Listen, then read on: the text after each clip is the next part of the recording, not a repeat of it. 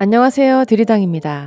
나쁜 놈이 너무 많아서 돌아온 무지개 운수의 모범택시 5283. 이번엔 악랄한 중고차 사기 빌런을 퇴치했습니다. 개인 택시 면허 사기에 휘말린 오기사와 또 다른 피해자들을 위해 귀요미 호구도기가 등판했는데요. 15년 전 내가 모범택시를 만들게 된 것도 동수형님 때문이었어. 사람을 죽여놓고 징역 5개월이나. 더 서둘러야겠는데요. 기억이 전부 사라지기 전에.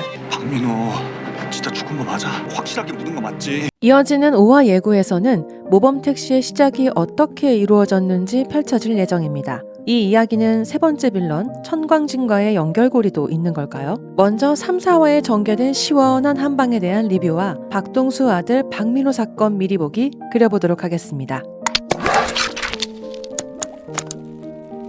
이번 주 무지개 운수를 찾은 주인공은 삶의 벼랑 끝에 선 오기사님입니다. 무지개 운수 소속이었다 개인 택시로 전환을 하려던 찰나 중고차 업체 노블레스가 덫을 쳤습니다. 이전 운전자가 음주운전을 해 문제가 있는 택시 면허를 시세보다 훨씬 저렴한 매물로 유인해 계약을 유도한 건데요. 노블레스의 전혀 노블하지 않은 이 행보는 2023년 압구정 롤스로이스 사건을 모티브로 한 전개에도 포함됩니다. 오기사님은 택시 면허도 공중분해되어 버리고 달콤하게 다가왔던 캐시백은 외제차 렌트비로 묶여버립니다. 힘없는 개인이 감당하기엔 하염없이 깊은 절망에 늪인 거죠. 현행법상 문제가 있는 면허를 양도받았을 때 어떤 사각지대가 생기는지를 여실히 보여줬습니다. 해줄 수 있는 게 없다. 그건 우리 관할이 아니다. 관공서와 경찰이 핑퐁 대처를 하는데 너무 답답했습니다. 이런 법의 허점을 정확하게 공략 가능했던 건 이번 시리즈 두 번째 빌런 노블레스 대표 차병진 때문이었습니다.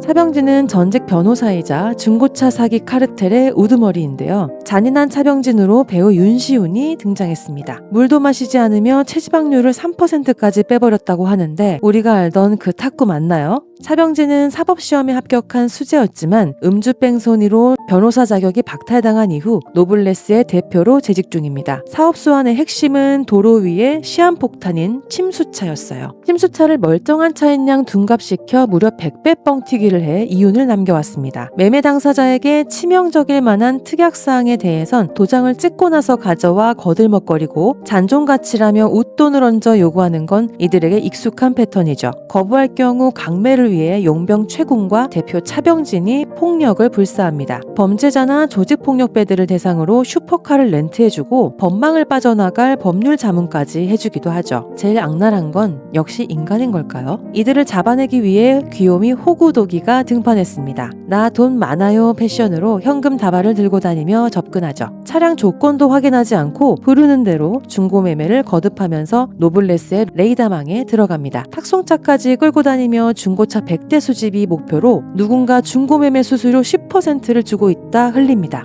100만원짜리 침수차를 1억에 팔아 100배 수입을 남기는 차병진이 이 미끼를 제대로 물어버리죠. 미끼를 던져본 것이고 확 물어본 것이요. 무지개 운수가 흘린 침수차 정보에 제 발로 걸어 들어옵니다. 본인들이 당했던 방식 그대로 돌려받으면서 믿었던 호구가 김구님을 알게 되죠. 여기서부터 모두들 시원하게 즐감하셨을 것 같아요. 분노에 눈이 뒤집힌 차병진을 김도기가 끝까지 응징해줬습니다. 조직폭력배들에게 렌트했던 슈퍼카들까지 탁송비 없이 불러 모으고 본인들이 팔았던 망가진 차에 올라탄 노블레스 일당까지 완벽한 결말이었습니다. 모범택시가 사랑받는 건 부글부글 화가 끓지만 확신의 시원한 한 방을 기다리며 그 사이다를 직관할 수 있다는 끝장 매력 때문임을 증명했습니다. 15년 전 내가 모범택시를 만들게 된 것도 동수형님 때문이었어. 사람을 죽여놓고 징역 5개월이나. 더 서둘러야겠는데요. 기억이 전부 사라지기 전에. 박민호 진짜 죽은 거 맞아? 확실하게 묻은 거 맞지? 다음 주 전개될 5화에서는 장성철 대표가 무지개 운수 모범택시를 시작하게 된 사연이 전개됩니다. 장 대표가 모범택시를 운행하게 된 건 아는 형님이자 의형제일 만큼 친한 박동수 때문이었는데요. 박동수의 아들 박민호는 진광대학교 배구부에서 활약했지만 같은 팀 임동현에 의해 살해당합니다. 원작과 비교해 티저 및 하이라이트 영상 속 흔적을 따라가 보자면 임동현과 배구부 일당은 모종의 대가를 약속한 듯 승부 조작을 계획합니다. 순수한 땀과 노력의 집합체인 스포츠라는 영역에서 승부 조작은 정직하게 노력하는 모두를 힘 빠지게 하죠. 이들의 검은 유혹에 박민호가 포섭되지 않았거나 문제를 제기하려는 의지를 보였을 가능성이 클 것 같아요. 우발적 살인이든 계획살인이든 임동현과 배구부 무리들이 박민호를 죽입니다. 살인사건은 그렇게 증거 불충분히 받아들여지면서 징역 5개월이라는 말도 안 되는 결과로 기결되는 것 같습니다. 아들을 잃은 박동수가 원하는 건 단 하나였을 겁니다. 억울하게 죽은 아들의 한을 풀어주는 거죠. 최소한 가해자가 죗값을 치르는 것으로라도 대신하고 싶었을 텐데 징역 5개월이라뇨. 일반 대중의 법감정과 괴리가 나도 너무납니다. 삶의 의미를 잃은 박동수는 죽은 아들의 억울함을 풀어달라는 유서를 남기고 투신하려 하지만 장 대표가 이를 막습니다. 그렇게 15년의 세월이 흐르고 박동수는 치매로 기억을 점점 잃어가고 있어요.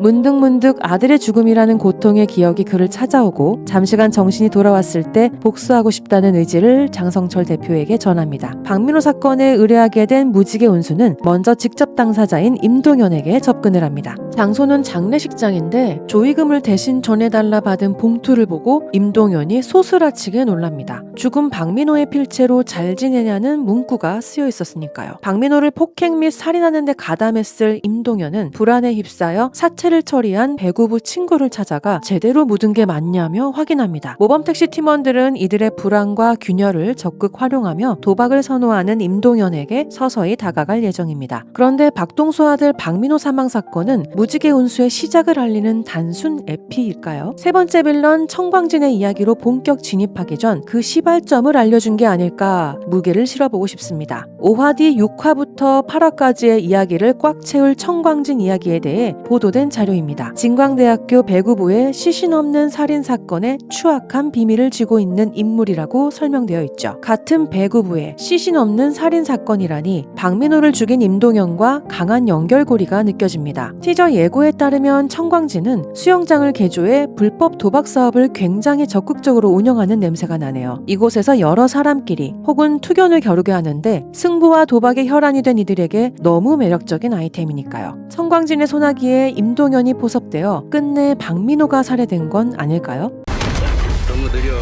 마침내 만난 김도기와 청광진은 팽팽한 대결도 예고하고 있습니다. 무지개 운수 어벤져스가 아들의 억울함을 풀어 박동수의 남은 삶이 조금이라도 편안해지기를 응원합니다. 죽지 말고 같이 복수합시다. 사적 복수 대행 서비스를 펼치는 무지개 운수의 모범택시, 사고 넘치는 나쁜 놈들을 처리해 허구에서나마 뻥 뚫린 해결로 카타르시스를 주고 있습니다. 시즌 1, 2에 이어 이번 3에서도 보다 큰 스케일과 심화된 빌런 역으로 끝까지 더 큰 재미를 선사해 주리라 모두들 굳게 믿으실 것 같습니다. 5화부터의 은문석이 분한 청광진의 이야기도 애타게 기다리겠습니다. 모범택시 5283의 운행을 함께 하시죠. 오늘도 내일도 드라마 리뷰는 트리당.